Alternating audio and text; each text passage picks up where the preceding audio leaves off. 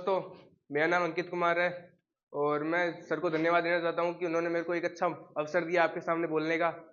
तो मैं आज आपको बताना चाहता हूं कि आप यहाँ अगर पोडियम पे आते हैं तो अपनी अपनी बातों को एक्सप्रेस करने का वे कैसे होता है। अगर आप खड़े रहते हैं तो कैसे एक्सप्रेस करें। ठीक है, मैं बताऊँ पहले आपको अपनी बॉडी लैंग्वेज, आपको जो बोल रहे हो उसके साथ साथ घुमा दो, मतलब कुछ भी बता रहे हो कि आप बता रहे हो इसके बारे में, मतलब उस चीज़ के बारे में हाथों से बताओ ताकि अगले को इफेक्टिव लगे। ऐसा नहीं कि आप बस ऐसे खड़े हो गए लाइक दिस और तुम बता रहे हो भाई ये, तो वो अगले को मतलब मेरे को चलो नहीं सूट होता क्योंकि मुझे तो आदत हो गई है ऐसे करने की मतलब।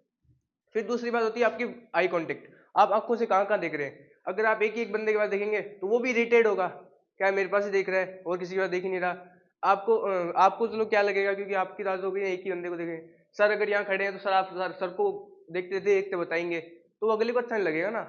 अगला आपको देख रहा है, आपकी बात सुन रहा है तो उसको भी देखिए यार, सबकी तरफ आप नजर घुमाइए ताकि आपका भी मोटिवेशन रहे कि हाँ मेरे को इतने सारे लोग सुन रहे हैं, इतने सारे मेरे को ऑडियंस सुन रही है। वो आपकी पहली बात है। दूसरी बात, अगर आप ऐसे मतलब आप नहीं खड़े रह सकते किसी जगह तो आप ऐसे मतलब थोड़ा थोड़ा घूम के बता सकते हैं आप किसी को। अगर आपके पास बड़ा जगह है रहने की तो आप ऐसे घूम के बता दें, किसी अपनी बात को एक्सप्रेस करने के लिए घूम के बता दें। ठीक है, अगर नहीं है तो आप खड़े रहिए एक जगह, कोई दिक्कत नहीं है। और सर भी आपको बहुत बार बताते हैं कि आप यार ऐसे ऐसे बताइए कि अपनी हाथों को अपनी प्रैक्टिस करिए। पहली सबसे अच्छी प्रैक्टिस बताऊं आपको, अगर यहाँ डर लगता है ना यहाँ आने में तो आप एक कांच ले लीजिए सामने, अपने ऊपर लगा हुआ है 2 कांच लगे हुए हैं तो उसके सामने जाके खड़े हुई और उसके सामने बोलिए। आप अपने आप को देख के बोलिए ना, क्यों कितने लोगों के सामने बोल रहे हैं। और भाई ये तुम्हारे सामने जिंदगी में हर बार होने वाला है। तुम अगर कहीं मान लो फिजिकल देने जाओ, अगर आपके सामने वो ऑफिसर आके खड़ा हो जाए, अब आप नहीं बोल सको क्या कर लोगे। वहां पे वो आपको देख लेगा यार कोई मतलब का ही नहीं है भाई बंदा, कोई मतलब का नहीं है। ये बोल जब मेरे सामने बोल सकता तो मान लो आप किसी को लीड करोगे, किसी अपनी कमांड करोगे किसी को, तो आप कैसे कर पाओगे यार।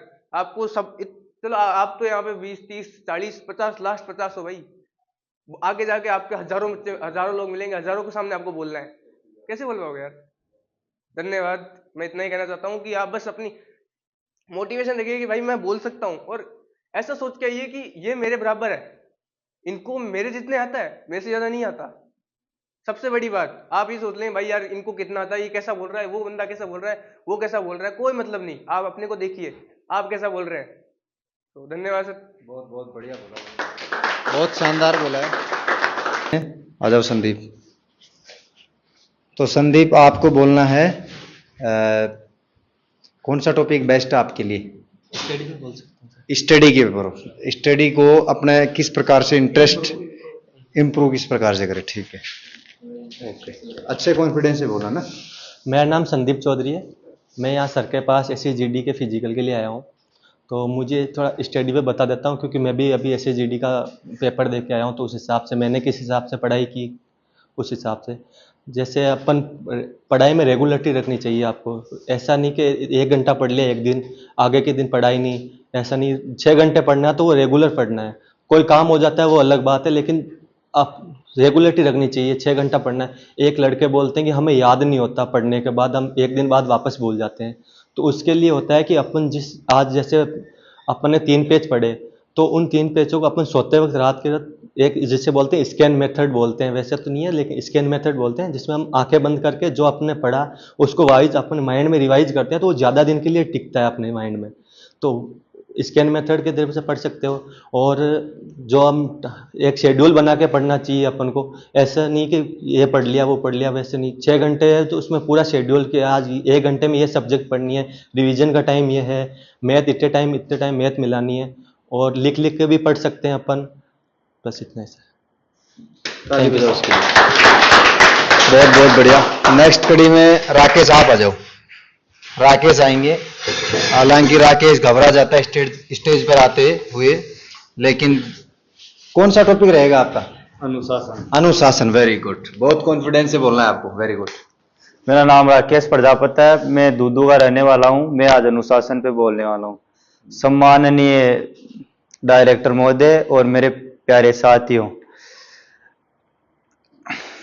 अनुशासन ही विद्यार्थी की पहचान है। बिना अनुशासन के मतलब कोई विद्यार्थी जाना नहीं जाता। वो एक संस्कृत के अंदर श्लोक है ना, काक चेष्ट बकद्यान स्वान निर्दिष्ट तेवच अल्पाहारी गृत्यागी विद्यार्थी पंचलक्षण है।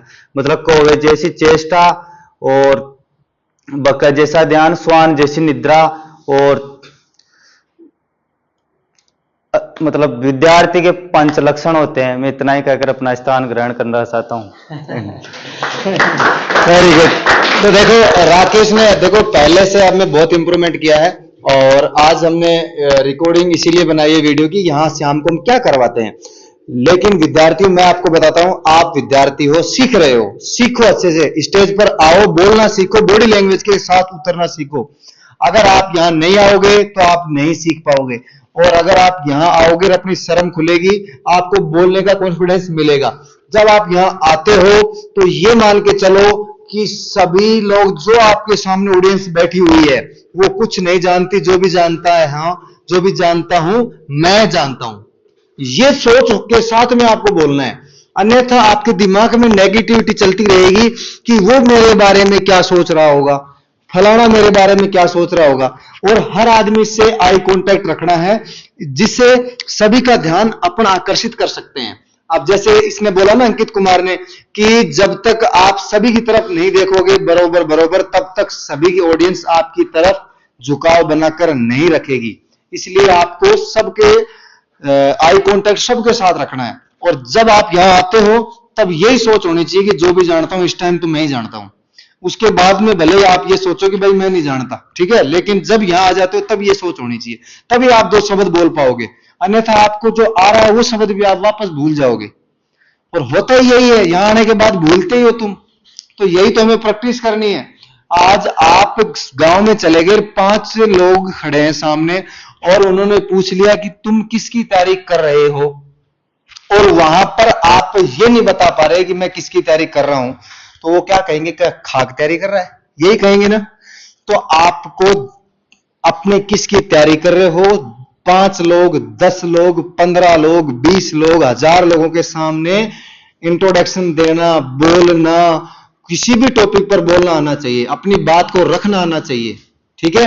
तो इस हम वीडियो में यही बताएंगे, हम डेली यही प्रोग्राम करते हैं। डेली 5 स्टूडेंट का हम नंबर लगाते हैं, 5 स्टूडेंट को स्टेज पर बुलाकर कोई भी एक टॉपिक देकर उनको बोलने का शानदार से शानदार अभ्यास करवाते हैं।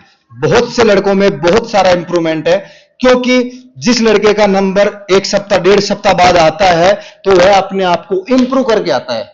इसलिए जो भी कैंडिडेट या जो भी पेरेंट्स ये सोचता है कि न्यू सूर्य डिफेंस एकेडमी में अगर हम जाते हैं तो क्या अलग मिलेगा हमें, तो आपको ये चीज जरूर अलग मिलेगी कि स्टेज पर बोलना आपको आ जाएगा। तो इस वीडियो में इतना ही। जय हिंद, जय भारत।